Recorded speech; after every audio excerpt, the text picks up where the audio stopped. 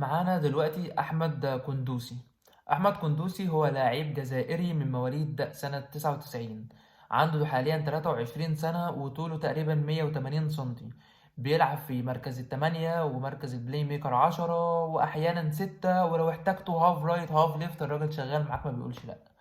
احمد قندوسي اداره النادي الاهلي كانت متابعاه بقالها فتره كبيره جدا وكانت عايزه تجيبه، بس كان في مشاكل كل مره، والاهلي كان اتم اتفاقه مع اللاعب ومع كل حاجه، والموضوع كان ماشي كله تمام ايام بيتسو موسيماني، والموضوع توقف بسبب المشاكل الماليه بين الفرقتين.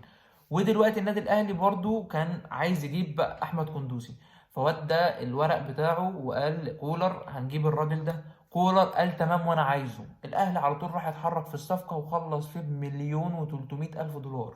الفلوس بتاعته ديت هتتقسم على قسطين. ولعب كندوسي مع وفاق سطيف بعد ما اتصعد من 2019، يعني اولى مشاركات كندوسي كانت في 2019 حتى 2022، لعب 3 سنوات.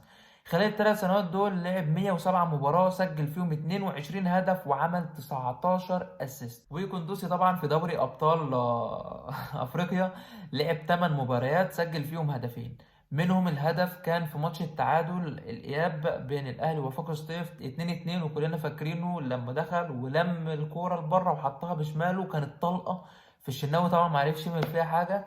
وهي ديت كل حاجة عن اللاعب النادي الأهلي الجديد أحمد قندوسي، اللي بالمناسبة مش هيلعب مع النادي الأهلي كأس العالم للأندية علشان الأهلي تفهم موقفه، والراجل قال إن هو عايز يكمل مع منتخب المحليين وإن هو بيلعب حاليا في بطولة للمحليين.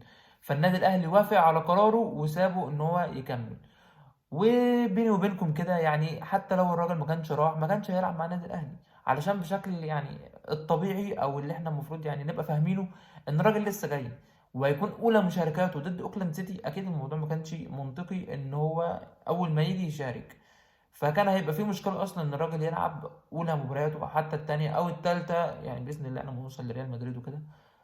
بس ده كل حاجة عن لاعب النادي الأهلي الجديد أحمد قندوسي. لو عجبتك الحلقة ما تنساش اللايك والسبسكرايب، وتنزل حالا تقول لي رأيك في اللاعب ده في الكومنتس، وأشوفكم على ألف خير.